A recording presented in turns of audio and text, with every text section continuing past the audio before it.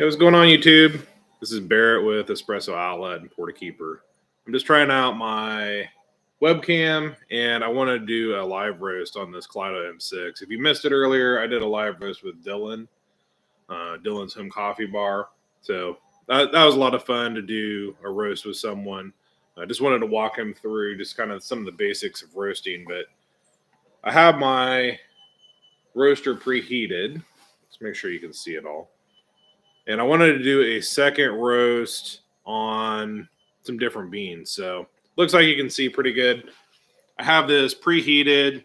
I have my set value set at about 172. That's going to be my charge temp. And I like to load my beans in the top. Let me check over here. Hopefully y'all can hear pretty good. And I like to make sure that my tryer doesn't have any beans in the previous roast. Make sure it's pointed down. Make sure that your bean door is shut. And then I'm going to click the start button on the screen. Next, we're just going to drop them. I have my drum set at 100%. I have my damper set at 20 for now. And my heater set at 100 with the set value of 172.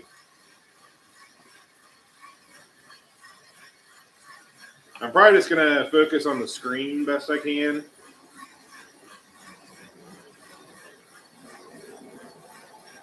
The planes are flying today, so it might be a little bit loud. These are Brazil Mata de Minas beans. Oops, I don't know if I hit the charge button hard enough. There we go. So my graph's a little bit off because I waited too long to hit the charge button. In reality, what it's doing, even though it looks like your bean temp is really high at the beginning and dropping, what it's really doing is it's starting low because your beans are ambient temperature and they're rising. So this is probably a more true representation anyway. And then we're going to, right now I just have the heat set at 100 still. The dry time, these are calculators at the top. So my turning point is going to be off because I didn't hit charge at the right time, but the dry time is saying based off the temperatures that I'm at right now, I'm going to hit the end of my drying phase in about 3 minutes. So that tells me I want to turn back my heat a little bit. The other thing that I like to look at is this delta BT. That's going to be your rate of rise. And 30 is way too hot for right now. I want to make sure that my drying phase is about 4 to 5 minutes. So that means I need to slow this roast down quite a bit, but I don't want to be too aggressive about slowing it down. Had I hit the charge temp at the right time, it would have automatically adjusted my heater for me, but I was too busy watching webcam stuff. So ultimately, I want my roast to be 9 minutes or so long, 9 to 10 minutes. And I usually drop it about 203 degrees. This is in Celsius. So you can see our dry time is increasing a little bit. I'd like it to go a little bit longer than that because it's going pretty fast still.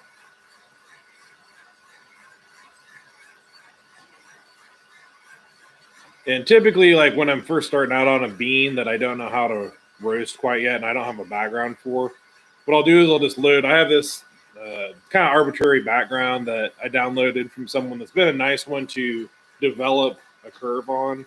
And what I'll do is I will roast in a manual mode until I get my bean dialed in. And you can save these roast profiles, and you can actually go into the Artisan Designer. And you can take that background and put all your points onto a nice designed background. And you can start repeating that bean with a PID roast.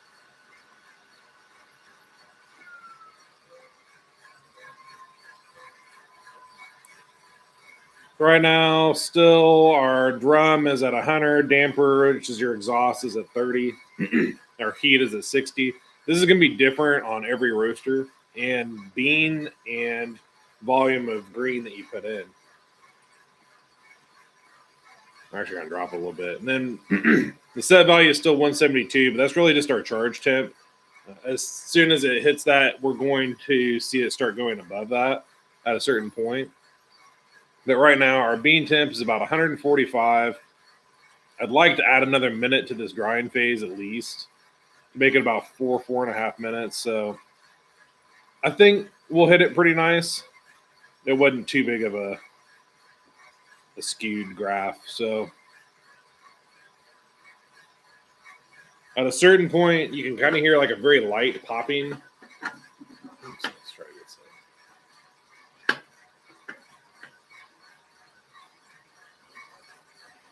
And what it's doing is it's drying out the beans and it's preparing it for the Maillard phase. So the Maillard phase is where it's going to start changing the composition of the bean. So this green portion right here is just getting all the moisture out of the coffee. And then the Maillard phase, it's changing the composition of the bean so that it can prepare it for the caramelization process. So we're going to say dry end.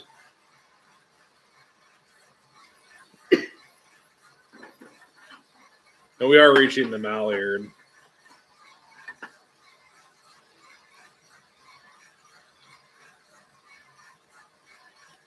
And ideally, we would like to be in this next phase, this yellowing phase, for about 3 to 5 minutes, give or take.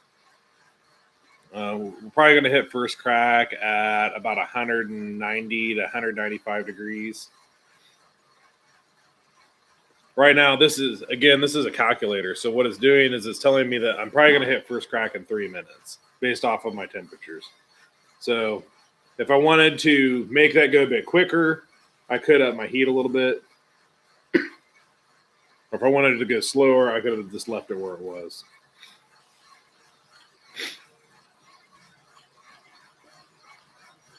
Right now, 5, 6, 7, and 45 seconds. That's a little bit soon by about 15, 20 seconds, but we're just going to leave it where it is.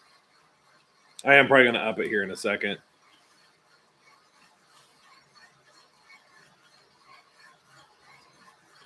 I usually keep my damper, which is your exhaust, pretty low, 30, 20% during the drying phase and the yellowing phase. Because at least from what I've noticed or my experience, whether right or wrong, is it seems to want to cool down my roast chamber too much. And at least for me, it's been a lot more difficult to control my rate of rise. So I usually like to keep the damper fairly low. It's going to get that moisture and just light smoke out of it. But once it begins to smoke and first crack, I'm going to want to up that damper. Again, this is a calculation. It doesn't exactly know. It's saying that we will probably reach first crack in another minute. Let's see if I can get some beans. It's always hard. I can't focus my camera. I'm not close to it. But you can kind of hopefully hear it cracking a little bit. Let's see if we can move the mic.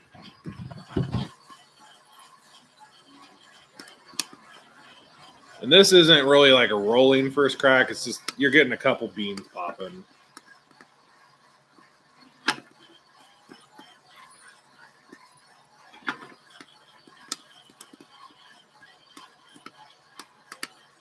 Yeah, I'm going to say first crack start.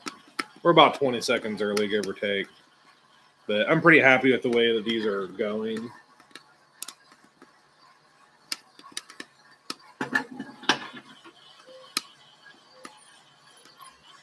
This would be a time to probably up our damper. And I have a hose that's running out my yard. People ask if roasting at home makes a lot of smoke. Should I do it in my kitchen? I would say I wouldn't. I really wouldn't. It does create quite a bit of smoke. If you have like a really nice exhaust hood, you might be able to get by with it. But your house is probably going to smell quite smoky, in my opinion. I like to do mine outdoors. That's just me. So roast went a tad fast. I usually like to drop these beans about 203 degrees, which we're pretty much there at 8 minutes. So I'd say these are underdeveloped.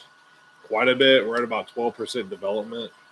I might let them go just a little bit long. Yeah, they look perfect though, so I'm going to drop them.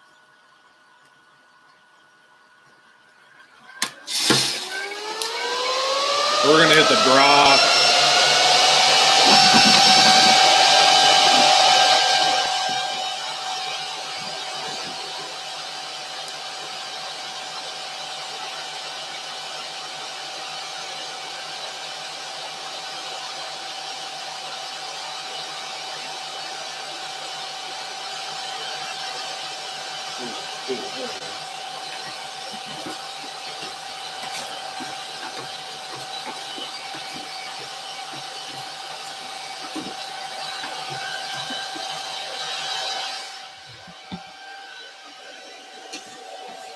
It's probably about a minute longer than I would have, or a degree longer than what I would have liked to drop at. But it went a little bit quick. I've done these at about 8.5 minutes before, and they actually turned out pretty decent. I usually like at least 9.5 at a minimum on these. Oh, I guess maybe we are spot on because I didn't click the charge. I don't know. I'll have to go back and look. If I sound like I'm yelling, it's because this fan is pretty loud. It really didn't take long to cool down. The way that this bean catcher is designed, it looks really simple, but it actually has like a funnel shape and it actually pulls air from all sides. It's really cool.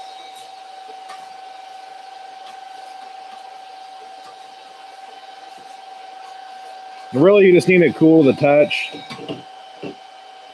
Like these are probably technically done. I like to let mine go a little bit longer.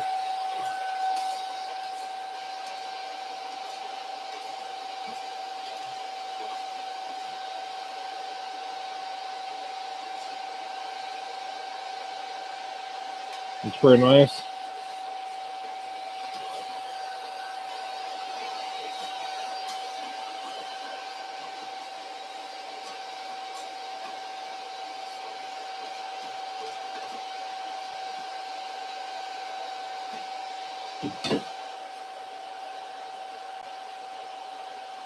So these are technically good.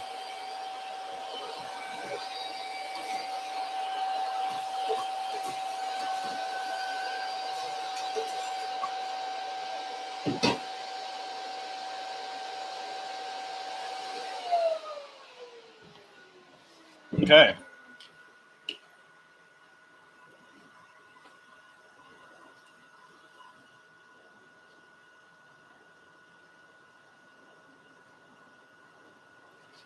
So, as you can tell, the whole thing, it didn't take very long. It took maybe, we're at 12 minutes right now.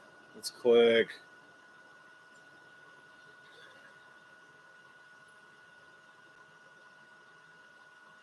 I want it to end. So usually what I like to do when I'm cooling down my machine, you'll want to stay connected. We're not going to save this graph. If I did want to save that graph, what I'd probably do, like I mentioned earlier, is save it, put it in the Artisan Designer, and just clean it up so it's a lot smoother of a profile. But to cool down my roaster, what I usually like to do is hit damper 100. Make sure that my heat is off. Make sure my drum is on 100. And what that's going to do is, if you have this door open, it's going to start drawing in cool air, and it's going to push it out that exhaust vent. But there's 400 grams of this Brazil Mata de Minas. It's been a really nice bean. It's pretty decent. I know a lot of people use it as like a bean, like a filler bean for like blends. I've been enjoying it just straight espresso and straight V60. Right now you can see, you might not be able to see very well, but I'll tell you on my screen, our bean temperature is dropping rapidly, and so is our exhaust temperature. So that's telling me that it's doing its job of pulling that air through the roaster and cooling it. Now, usually I won't put this away until it's about 50 or 60 degrees Celsius, and it doesn't take very long to get there. Then lastly, you'll want to make sure to empty out your chaff bin. So So pretty simple. If you got any questions, you can visit us at KaleidoRoasters.com. We have an email. If you have any questions thinking about buying a roaster like this is the Kaleido M6 Pro. We have a couple different sizes. We have 4 different sizes and then 3 different connection types. So you have a lot of variety as well as 3 different colors. We don't have all the colors in all the roasters, but you do get quite a bit of variety. But that's pretty much it for the live roast. If I've had any questions, sorry, I'm using the same laptop to do my Artisan software as my live stream, but I wanted to try that out. This is my first time actually doing the YouTube live with a webcam, and I didn't want to use my laptop one because I was using the Artisan screen, but hopefully we can do another one where I actually do like a screen recording on the screen, and I'll just record it and not do it live, and maybe that'll be a little bit more informative for people. But again, thanks for watching.